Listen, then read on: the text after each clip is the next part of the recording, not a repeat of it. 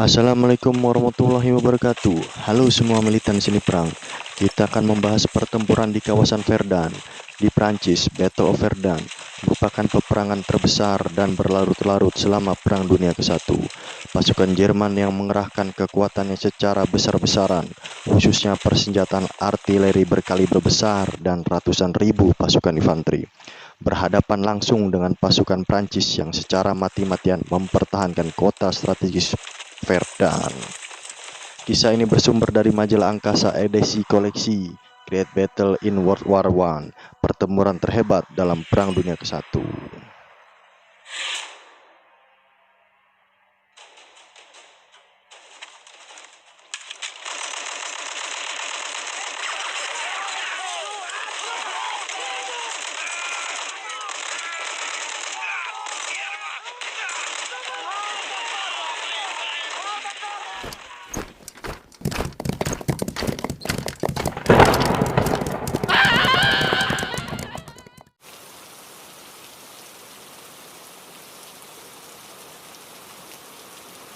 Untuk mempertahankan Verdun dari serangan musuh, kawasan berbukit-bukit dan dibelah oleh sungai Meuse itu oleh militer Prancis sudah dilengkapi oleh puluhan benteng pertahanan yang sangat kuat. Posisi sejumlah benteng yang nyaris melingkari Verdun selain dijaga oleh puluhan ribu pasukan juga diperkuat oleh meriam-meriam berkaliber besar yang bisa menembak ke segala arah. Pertahanan yang dibangun di sekitar Verdun sengaja dibuat demikian kuat karena jatuhnya Verdun ke tangan musuh menyebabkan kota Paris ikut terancam. Kota Verdun dan Paris dihubungkan oleh jalur kereta api dan menjadi target utama pasukan Jerman. Pasukan Jerman yang dipimpin oleh Jenderal Erich von Falkenhayn sangat paham terhadap kekuatan militer dan persenjataan yang disiapkan untuk mempertahankan Verdun. Kawasan seputar Verdun yang dijaga oleh benteng raksasa Fort Douaumont sengaja digemburkan oleh Prancis sebagai benteng yang tidak bisa ditembus pasukan Jerman. Selain itu, kawasan seputar benteng juga masih dilingkari lagi oleh benteng-benteng yang lebih kecil dan dilengkapi ratusan senjata artileri berat. Selain benteng yang berada di permukaan tanah, Verdun juga dijaga oleh lusinan benteng bawah tanah yang terhubung satu sama lain. Semua bangunan benteng dibuat demikian berkualitas sehingga tahan terhadap gempuran artileri berat. Fort Douaumont yang merupakan benteng utama dilengkapi puluhan meriam lapangan kaliber 75 cm dan 155 cm. Lapisan yang menyelimuti permukaan benteng bahkan diselipi lembaran baja yang kemudian ditutup oleh semen tebal.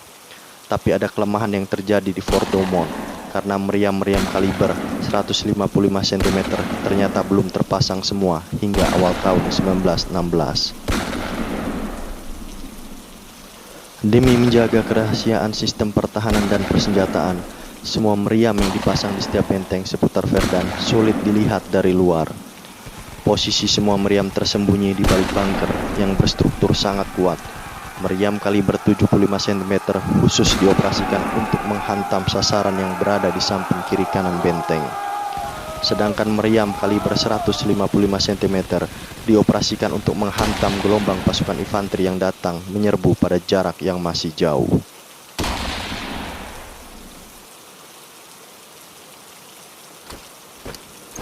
Panglima militer Prancis, Jenderal Joseph Joffre, sebenarnya cukup mengkhawatirkan keandalan benteng-benteng di seputar Verdun karena masih rawan terhadap gempuran meriam Jerman kaliber besar. Jenderal Joffre mengambil pengalaman ketika benteng-benteng milik Belgia seperti yang dibangun di seputar Verdun ternyata berhasil dihancurkan meriam-meriam Jerman kaliber besar. Upaya untuk memperkuat benteng pun segera dilakukan, antara lain dengan menempatkan 50 pucuk meriam dan 128.000 peluru meriam yang disiapkan di setiap benteng.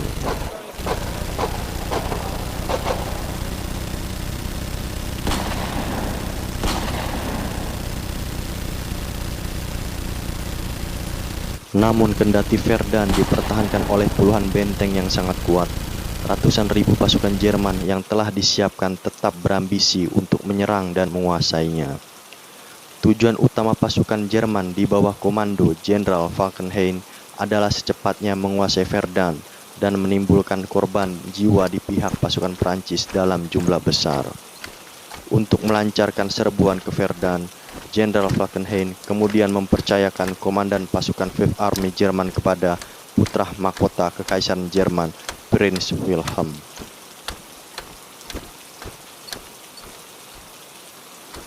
Sementara serbuan militer untuk menguasai benteng yang berada di seputar Verdun diberi nama Sandi Operation Gerrit. Jenderal Falkenhayn yang memahami akan jatuh korban jiwa besar jika serbuan terlebih dahulu mengerahkan pasukan infanteri, lalu segera mengubah taktik. Jenderal Falkenhayn memerintahkan Prince Wilhelm untuk melancarkan serbuan besar-besaran ke semua benteng di seputar kota Verdun, menggunakan bombardemen, peluru meriam, dan mortir berkaliber besar. Usai bombardemen pasukan infanteri yang sudah terlatih, selanjutnya melancarkan serbuan secara kilat atau blitzkrieg. Untuk mempertahankan serbuan artileri pasukan Jerman, setidaknya mengerahkan 1.200 pucuk meriam berbagai kaliber dan beragam peluncur mortir. Salah satunya kaliber 42 cm dan dikenal sebagai Big Bertha. Semua persenjataan yang dikerahkan pasukan Jerman dikerahkan ke medan tempur menggunakan semua sarana transportasi yang bisa dipakai, seperti kereta api, kereta kuda, kuda penarik, dan tenaga manusia. Semua pasukan Jerman dan persenjataan yang digelar diposisikan di sebelah utara Verdun dan berada di antara Sungai Meuse dan Worth. Pasukan Jerman berencana menyerang Verdun pada 12 Februari 1916, tapi karena faktor cuaca buruk, serangan besar-besaran itu ditunda hingga 9 hari. Penundaan serangan yang dilancarkan Jerman membuat pasukan Prancis menjadi lebih siaga dan memiliki waktu untuk menggelar kekuatan. Untuk menghadapi gempuran Jerman, Prancis mengerahkan 2 divisi pasukan dari 30 Corps, 7th, 2nd, dan 5th ke perimeter pertahanan Verdun. Dengan kekuatan militer yang dikerahkan di sekitar Verdun, saat itu kekuatan pasukan Prancis 34 batalion sebenarnya masih belum memadai karena pasukan Jerman memiliki kekuatan 72 batalion.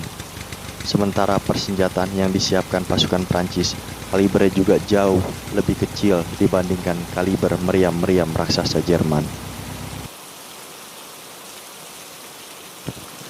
Persenjataan militer Prancis antara lain 300 pucuk meriam dan sebagian besar merupakan meriam artileri medan kaliber 75 cm.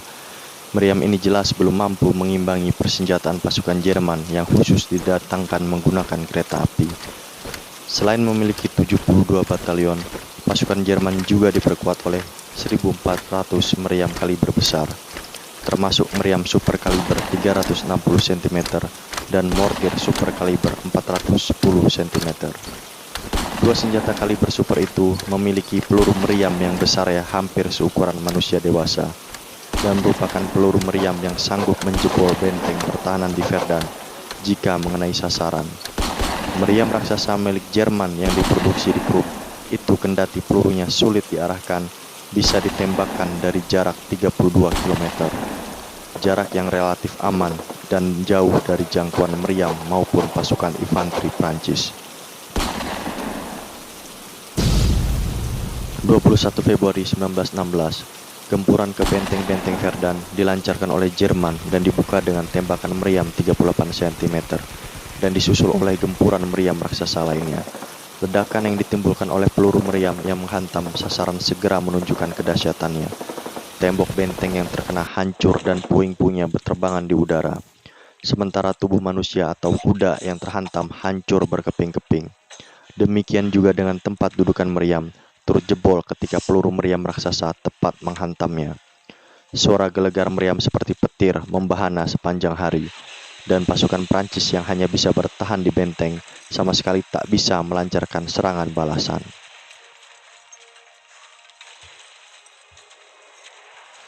Cuaca yang cerah berubah menjadi gelap oleh asap peluru meriam yang jatuh dan lubang-lubang yang diciptakan oleh ledakan peluru bertebaran di mana-mana. Akibat serangan meriam raksasa yang berlangsung hingga hampir jam 17 sore itu, Sejumlah benteng telah jebol dan banyak sekali pasukan Prancis yang gugur. Ketika gempuran meriam raksasa Jerman akhirnya berhenti, para prajurit Prancis yang selamat masih terpaku di tempat persembunyiannya sambil menyaksikan pemandangan kehancuran di sekelilingnya. Dalam keadaan senja yang mencekam itu, diam-diam pasukan infanteri Jerman mulai bergerak maju sambil membawa senjata baru, penyembur api atau flamethrower, yang sangat efektif untuk melumpuhkan musuh di dalam lubang perlindungannya.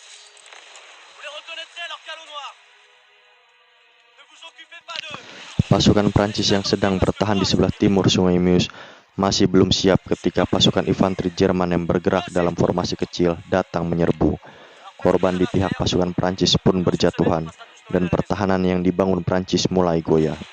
Serbuan dadakan pasukan infanteri Jerman yang berlangsung dalam gelap pada pertempuran di hari pertama menyebabkan kerugian besar di pihak Prancis dan mengakibatkan sebagian besar pasukan terpukul mundur.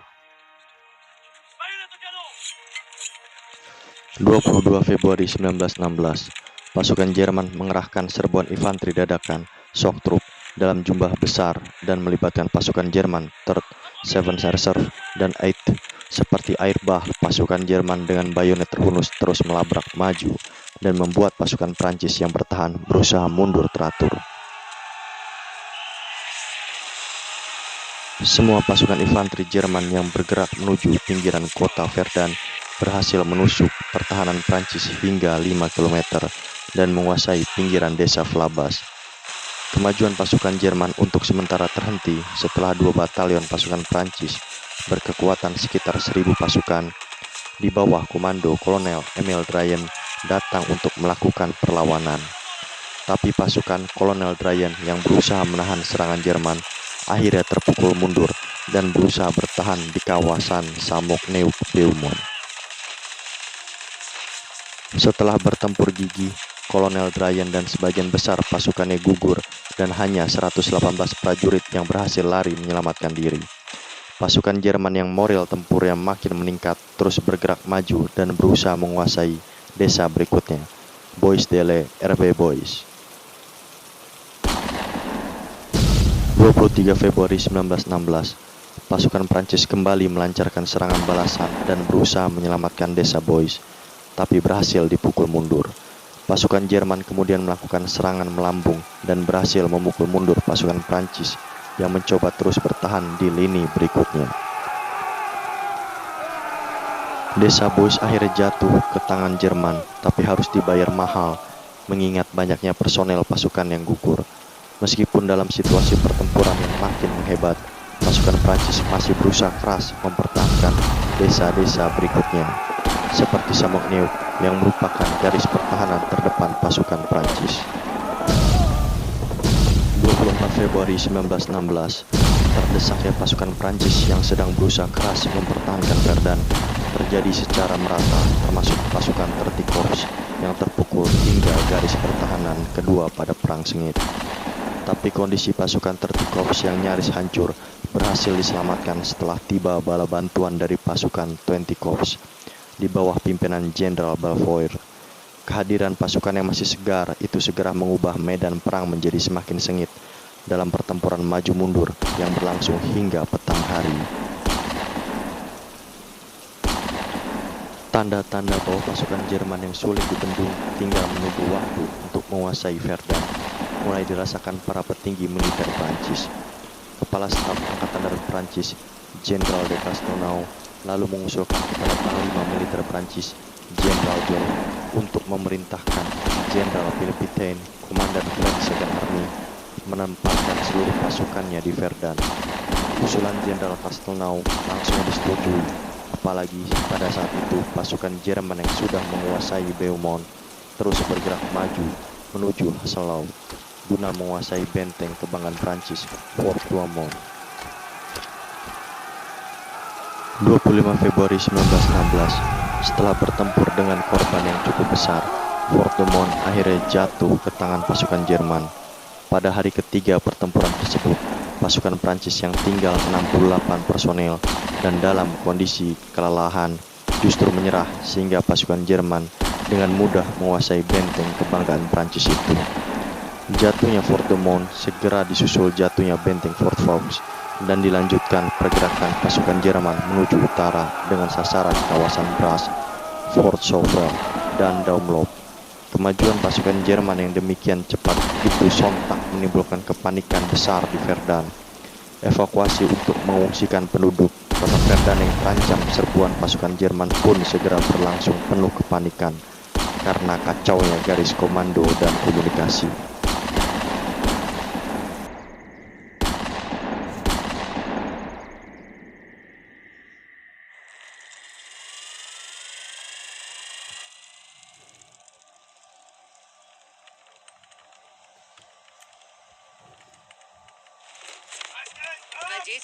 Apalagi jatuhnya benteng utama Fort de Mont telah membuat kota Verdun terisolasi karena rel kereta api yang menghubungkan Paris sejauh 20 km kini jatuh ke tangan Jerman. Untuk menghadapi kemajuan pasukan Jerman, para jenderal Prancis kemudian memutuskan untuk memperkuat sejumlah benteng pertahanan yang masih ada. Komando pasukan Prancis pun diambil alih oleh Komandan Second Army yang dikenal berwibawa dan berpengalaman, Jenderal Henry Philippe Pétain. Untuk menghadapi pasukan Jerman yang lebih kuat dan merebut lagi Fort de Mont, Jenderal Pétain menerapkan dua strategi. Pertama, memperkuat lagi benteng yang tersisa dengan meriam dan logistik tempur, sehingga pasukan yang bertahan bisa bertempur dalam waktu cukup lama. Kedua, mengganti rute transportasi logistik dan persenjataan lewat menggunakan truk setelah jalur rel kereta api hancur akibat serangan artileri Jerman. Jalur truk yang melintasi kawasan Bar-le-Duc dari Verdun itu kemudian dikenal sebagai Secret Way. Jalur sepanjang 48 km itu bahkan merupakan satu-satunya rute yang masih dikuasai pasukan Prancis dan merupakan urat nadi untuk menyelamatkan Verdun. Selain truk yang jumlahnya terbatas, kuda dan kereta kuda juga menjadi andalan Jenderal Pétain untuk sarana penyuplai logistik.